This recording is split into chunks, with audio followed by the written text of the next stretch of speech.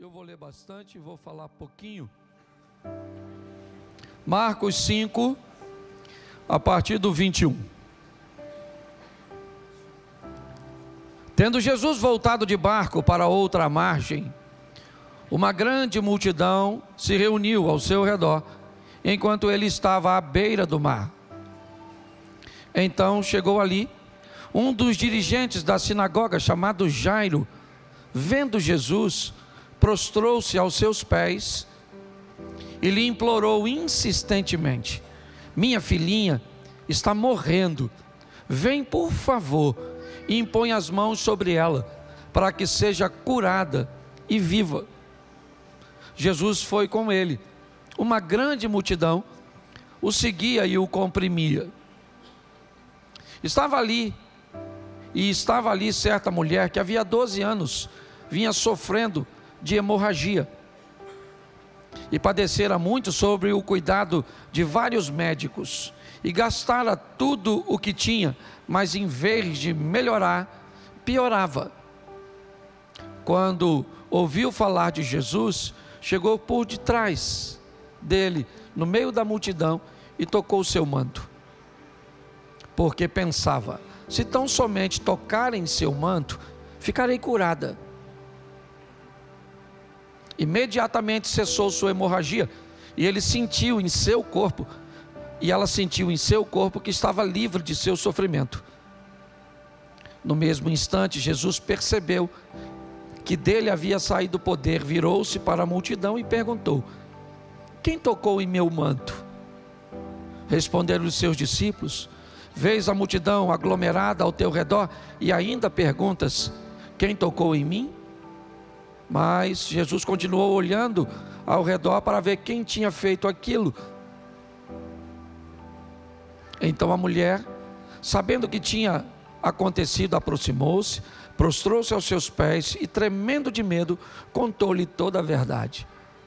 Então ele lhe disse: filha, a sua fé a curou, vá em paz e fique livre do seu sofrimento. Enquanto Jesus ainda estava falando, chegaram algumas pessoas da casa de Jairo, o dirigente da sinagoga. Sua filha morreu, disseram eles, não precisa mais incomodar o mestre. Não fazendo caso do que eles disseram, Jesus disse ao dirigente da sinagoga: não tenha medo, tão somente creia. E não deixou ninguém segui-lo, senão Pedro, Tiago e João, irmão de Tiago. Quando chegaram à casa do dirigente da sinagoga, Jesus viu um alvoroço, com gente chorando e se lamentando em alta voz. Então entrou e lhes disse: por que todo este alvoroço e lamento? A criança não está morta, mas dorme. Mas todos começaram a rir de Jesus. Ele, porém, ordenou que ele saísse, tomou consigo o pai e a mãe da criança e os discípulos que estavam com ele, e entrou onde se encontrava a criança. Tomou-a pela mão e lhe disse: Talita cum, que significa: menina, eu ordeno a você, levante-se. Imediatamente a menina, que tinha 12 anos de idade, levantou-se e começou a andar. Isso os deixou atônitos. Ele deu ordem expressas para que não dissessem nada a ninguém e mandou que desse, a ela alguma coisa de comer. Feche seus olhos. Senhor nosso Deus e Pai, em nome de Jesus, eis aqui a tua palavra. Continua falando conosco, Pai. Em nome de Jesus. Amém. Glória a Deus. Amém. Nós temos aqui duas histórias que se entrelaçam e eu gostaria de refletir com vocês hoje. Uma menina de 12 anos está acometida de uma enfermidade que está lhe conduzindo à morte. Seu pai é um dos principais da sinagoga. Ele é mais ou menos como um líder religioso, um pastor, seria um padre.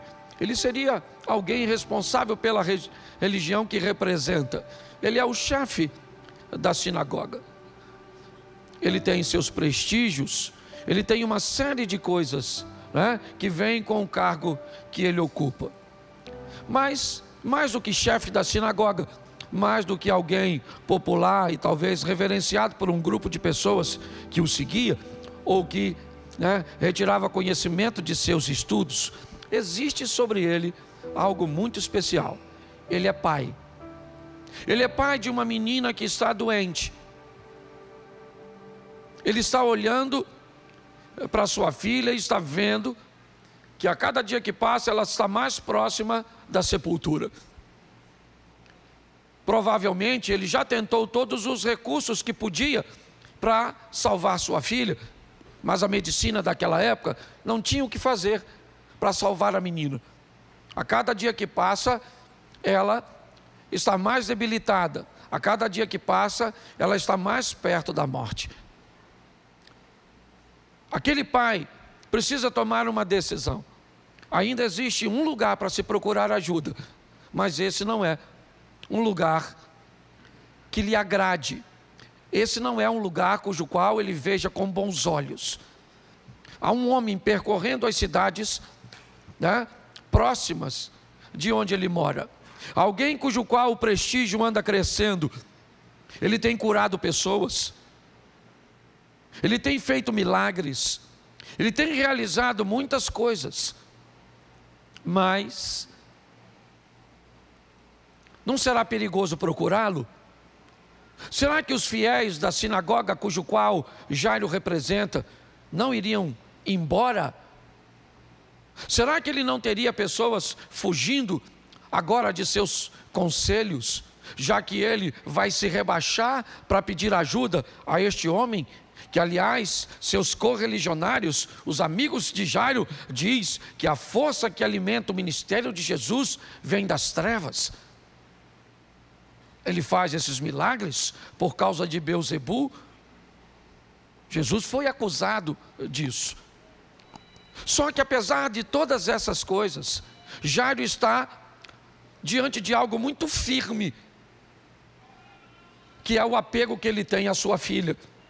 O sentimento de paternidade faz com que Jairo vá romper com tudo isso.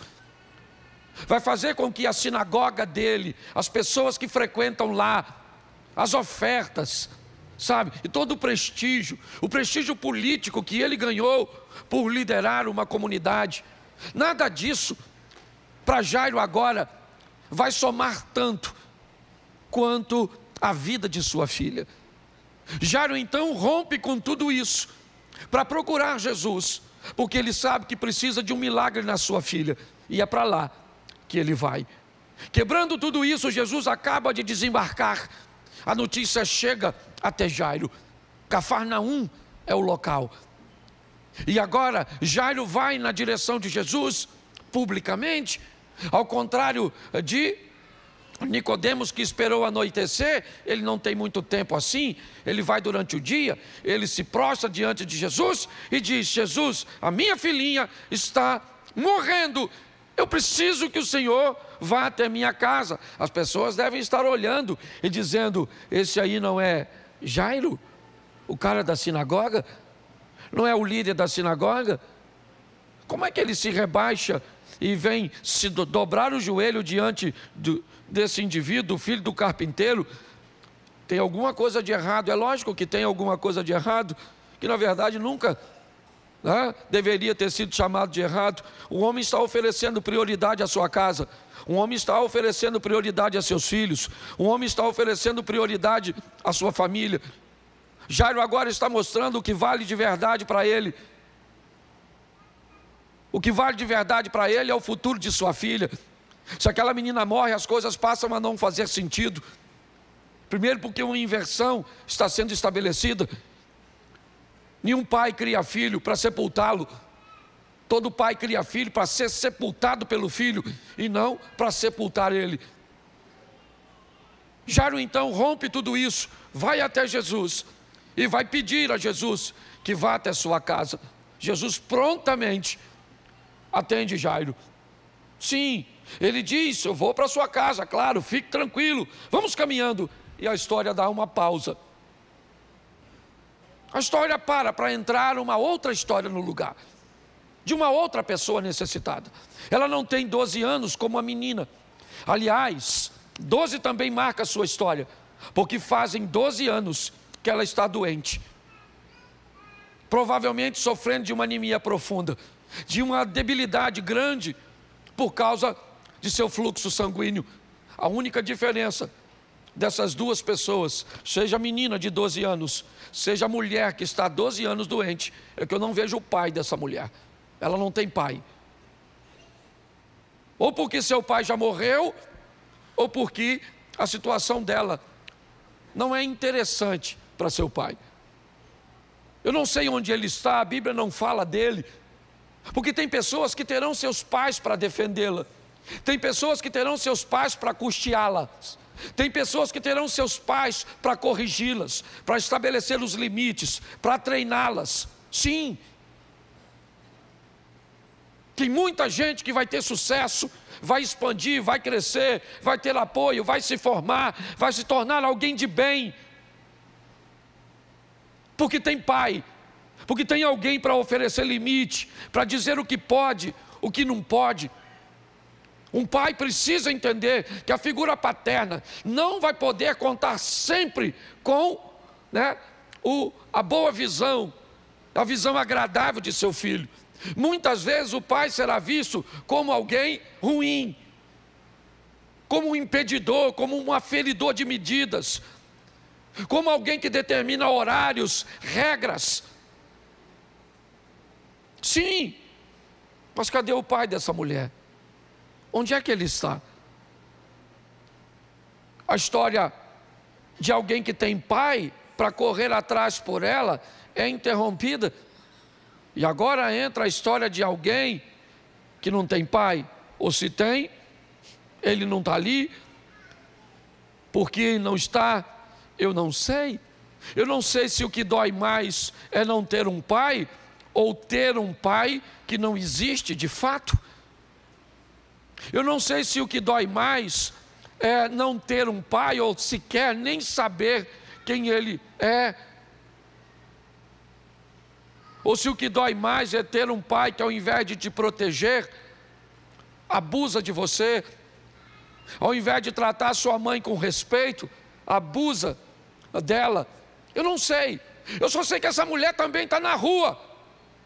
Eu só sei que ela também precisa de uma atenção, e ela não tem pai para oferecer, porque tem gente aqui que não vai ter isso, ou que não teve, ou muito pelo contrário, às vezes teve um carrasco, um omisso, e muitas vezes tentamos até aliviar a situação deles, dizendo que eles são assim, porque viveram em outra época. Me parece que é uma forma de tentarmos,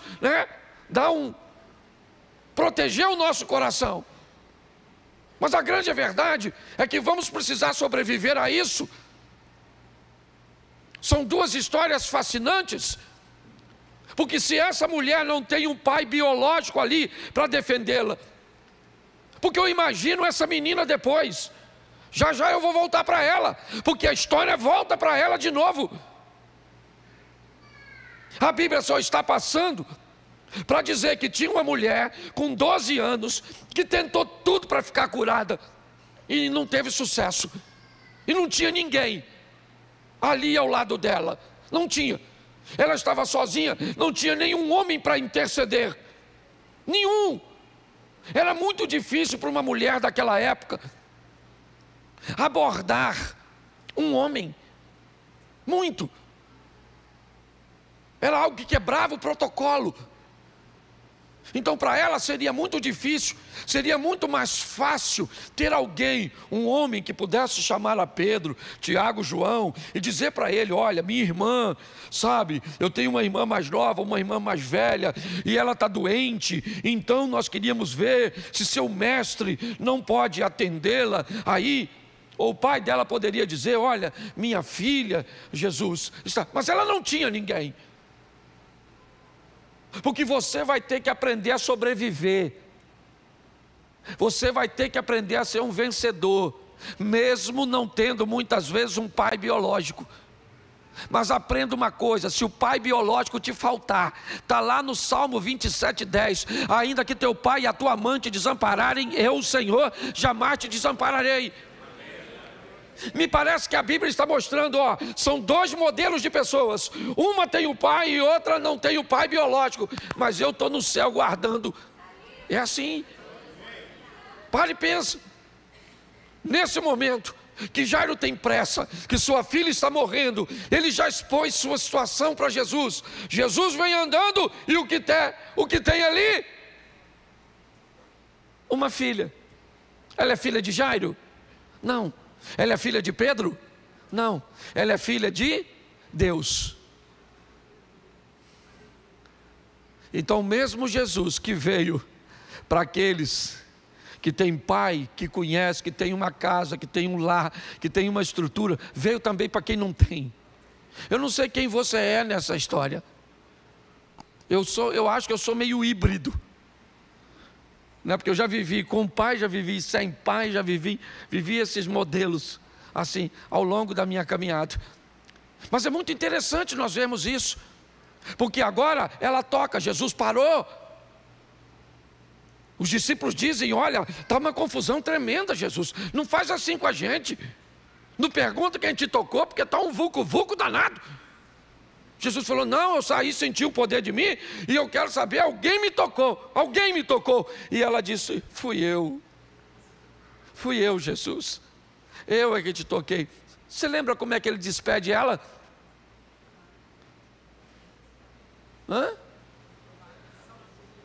Filha, vai a tua fé. Ele chama ela de quê? Filha. Filha, vai embora, a tua fé te salvou. Ser curada, fique livre desse mal e vamos embora. Nesse exato momento, depois você lê, que eu não sou obrigado a ler tudo por causa do tempo. Quem é que chega? A turma da casa do Jairo. A turma que estava lá falou: Jairo, viemos trazer uma notícia para você. Qual é a notícia? A tua filha morreu. A tua filha morreu. Não incomode mais o mestre. Não incomode mais o mestre. A tua filha, ela está morta. Não tem mais o que fazer, Jairo. Jairo olha para Jesus, que diz a ele: não tema, Jairo, crê somente. Eu ainda vou na sua casa. Eu vou com você. Vamos embora. Eu vou junto contigo. Não quero que essa multidão nos acompanhe. Não há necessidade de que todos vão, não, ou de todos irem, porque a maioria deles são meros curiosos. Ninguém tem compromisso. Mas vamos embora, vamos levar Pedro, Tiago e João, vamos levar uma turminha nossa aqui, certo? E vamos para sua casa, Jairo. E Jairo está indo para casa, com a notícia de que sua filha morreu. Aparentemente ele pode ter fracassado, ele ainda não sabe o que Jesus vai fazer. Ele conhecia as histórias de Jesus, mas era sempre distante. Ele mantinha uma distância segura por causa de sua posição na sinagoga. É lógico que ele acaba de ver por si mesmo o milagre de uma mulher que tinha 12 anos, que sangrava e ficou curada instantaneamente. Isso deve ter aguçado a sua fé. Mas a notícia de que sua filha morreu é um excelente concorrente. Uma desgraça, certo? É sempre uma bela concorrente para a graça. Uma situação ruim é sempre uma forte concorrente, né, para as promessas. E muitas vezes ficamos perdidos. Mas Jairo, suportando tudo, ele diz: vamos embora, se o senhor vai na minha quer ir assim mesmo, minha filha morreu, mas tudo bem, vamos embora para minha casa.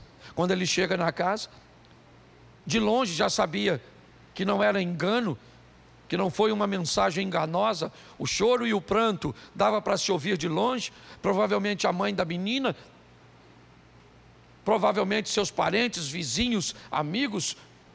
Uma garota de 12 anos acaba de falecer, e pior, o pai dela não estava lá, ele estava na rua buscando recursos. Porque muitas vezes é isso que acontece. Enquanto homens estão na rua buscando recurso, seus filhos e seu casamento estão morrendo dentro de casa. Estamos extremamente bem intencionados. Mas olhe bem, Jairo não está lá. E agora, ele está chegando em casa e começa a ouvir o alvoroço. Ele vai andando na direção de casa junto com Jesus. E assim que Jairo chega, Jesus começa a questionar aqueles que estão chorando e lamentando. Ele diz: por que vocês estão chorando? O que houve? Calma, gente, a menina não morreu, ela só está dormindo. E os homens então vão contra ele, eles sabem quem Jesus é. Eles devem estar decepcionados com Jairo. Como Jairo ousa trazer esse indivíduo charlatão, esse indivíduo que anda quebrando protocolos, que anda fazendo com que a frequência da sinagoga diminua, e muito pior do que isso, que a influência e o poder de líderes como Jairo estão perdendo prestígio, estão recuando. Mas para Jairo isso não estava interessando. Ele não queria saber se ele era o líder da sinagoga, o diácono, o porteiro. O que ele queria saber é que tinha algo em jogo, e era a vida de sua filha, era o futuro de sua família. E era por isso que ele estava na rua lutando, levando para casa alguém que poderia fazer algo.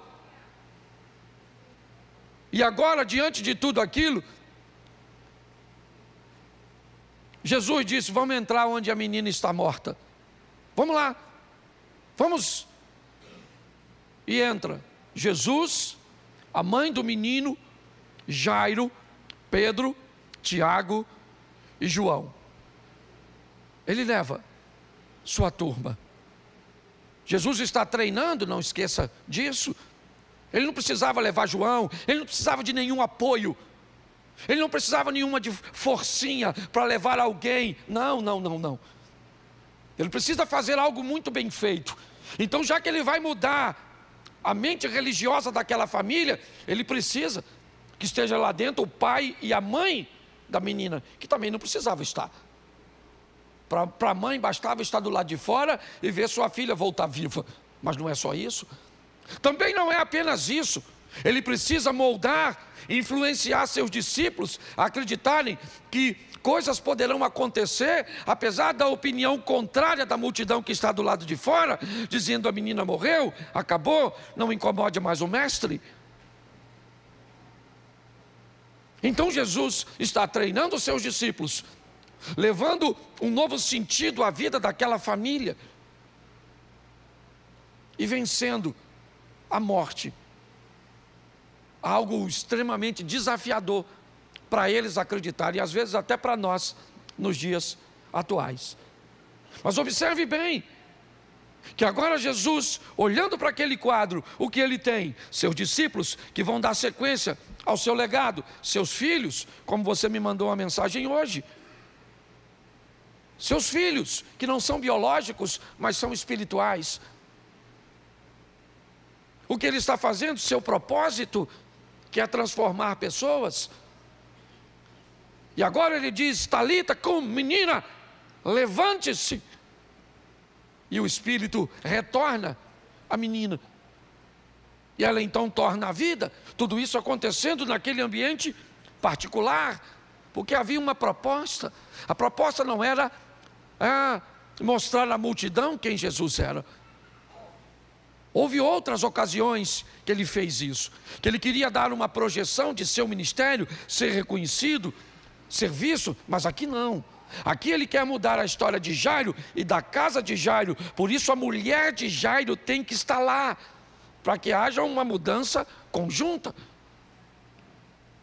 Por isso ele leva a seus discípulos, porque ele quer mostrar a seus líderes como é que as coisas funcionam. As duas coisas nós tiramos grandes lições desses dois textos.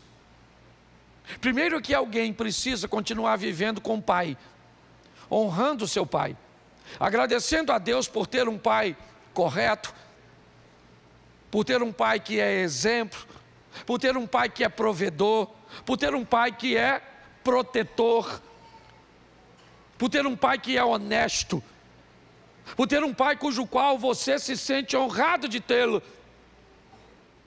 Mas você também vai ter que continuar vivendo se seu pai é um cachaceiro. Se seu pai é um irresponsável, se ele traiu sua mãe, se ele abusou sexualmente de você ou de um de seus irmãos, se ele nunca proveu nada, muito pelo contrário, às vezes ele destruía o que você ou seus irmãos ou sua mãe construía. Porque preste atenção, nós precisamos, e eles são fantásticos quando temos, mas muitos de nós não provamos isso. Eu não sou o único. Muitos de nós. Eu não tive o pai modelo, e você provavelmente às vezes não teve. Mas e aí? Talvez nós não tenhamos alguém para honrar. Ah, pastor, mas até hoje eu me sinto culpada, porque a Bíblia diz que eu tenho que honrar meu pai e a minha mãe. Mas muito cuidado com essa palavra, porque a Bíblia também diz que eu tenho que dar honra a quem honra, merece honra. Eu não preciso desonrar, desafiar. Eu posso manter um respeito, é verdade. Mas o que eu quero dizer para você hoje é que no Dia dos Pais, nós precisamos entender que às vezes não é um dia muito agradável para muitos, porque essa figura paterna, para muitos ela veio meio que atrapalhada. Eu não gosto muito de que digam que do pai provém o futuro do filho. Não. Eu acho que o pai pode ajudar bastante. E o filho que tem um pai participativo, o filho que tem um pai que é comprometido, olha, eu vou te falar, valorize, porque só sabe o valor de um pai quem não tem. E mais do que isso, se você não teve um pai, seja um. Se seu pai não foi presente, seja presente. Hoje nós vemos tantas pessoas feridas, machucadas, por relacionamento com seus pais. Talvez se eu dissesse hoje, para alguns aqui, feliz dia dos pais, você pensaria no seu e diz, nossa pastor, só em ouvir essa palavra, isso já me fere, me machuca, me dói. Eu vou dizer a você aqui nessas duas passagens, pensa essa menininha de 12 anos, depois brincando com as suas amiguinhas na rua, né, Abner? Contando, sabe, para seu namoradinho, para suas amiguinhas. Eu estava quase morrendo, mas meu pai saiu de casa. Sabe quem ele foi chamar? Jesus. Ué, mas ele não era o chefe da sinagoga? Pois é, menino, mas eu era mais importante que a sinagoga. Entendeu? Porque eu era filha do Jairo. E aí Jesus chegou lá em casa, menino, eu tinha morrido. Essa história eu só sei porque me contaram, que eu já não estava mais entre os vivos. E aí de repente, certo? Eu estrebuchei assim e voltei à vida. E pelo jeito já voltei convertida, porque ele mesmo falou, dá comida para ela. Que filho de crente come, não é verdade? Eu gosto da Bíblia porque ela é fantástica. Sim ou não? Mas eu imagino uma outra mulher, saudável, coradinha, andando na rua e contando também a sua história. Rapaz, papai não estava lá, não tinha ninguém. Estava dura que nem um coco, eu perdi tudo, gastei o dinheiro com as medicinas. Aí eu olhei quem é que estava passando, o chefe dos crentes. Eu falei, eu vou lá, porque ele disse que ele é o filho de... E eu também sou, então ele é meu irmão mais velho. Vou lá e vou dar um toque nele, vou ficar curada, porque Deus também é meu. E lá foi ela, furou a multidão, tocou, ficou cura. Pensa. Porque deixa eu falar uma coisa para você. nesse culto aqui não tem lugar para derrotado não, cara. Se você tem pai, você é vencedor. Se você não tem, você é vencedor. Se você tem apoio, você vai vencer. Se você não tem, você vai vencer. Porque nós não temos outra alternativa, nós somos vencedores. Então é importante que você entenda. Você vem nesse mundo para... Então tem que vencer. Aconteça o que acontecer, para de chorar. Não, pastor, sabe? Lembro como se fosse hoje. Eu tinha igual essa menina, 12 anos. Mas papai me bateu assim, mas... Nossa, pastor, só em falar eu sinto as dor. Pastor, eu não sei quem é meu pai. Pastor, meu pai gosta mais do meu irmão do que de mim. Trauma tem assim o que você quiser. Aliás, se você quiser trocar trauma, lembra das figurinhas? Dá até para trocar. Bafo, bafo, lembra? Quem lembra disso? Quem lembra disso? Quem lembra disso? Isso aí. A classe tudo velha. Isso. Lembra disso? Trocar a figurinha? Pois é. Então é importante que saiamos daqui hoje entendendo. Seja seu pai, seja alguém que possa lhe defender.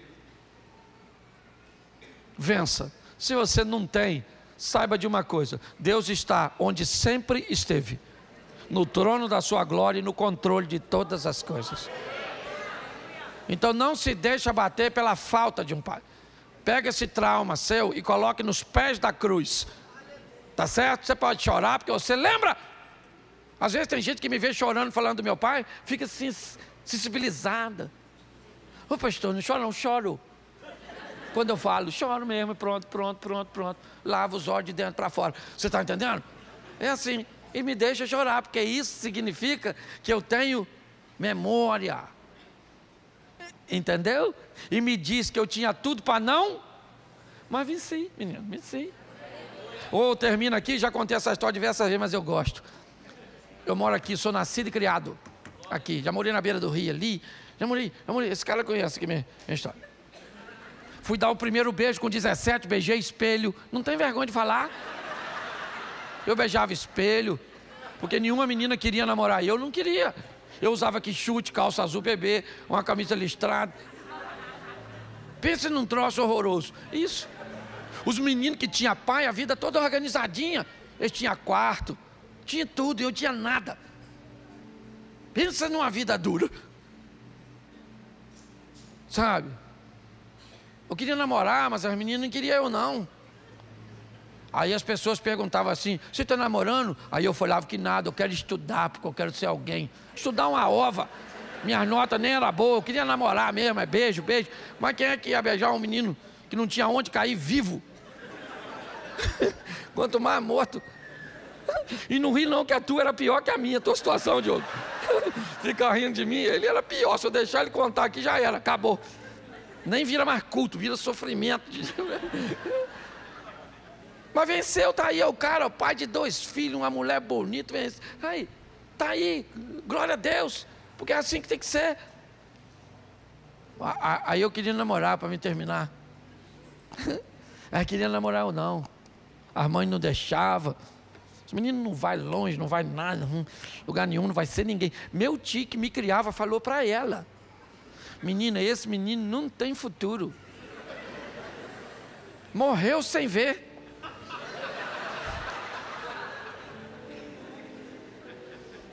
Ela fala que teve uma visão quando casou comigo, né? Usa os Thundercats, chamando de olho de Tandera. Mas o que ela deu foi uma sorte danada. Atirou no que viu, acertou no que não viu. É mais ou menos assim. Mas foi assim, porque a maioria da nossa história é assim.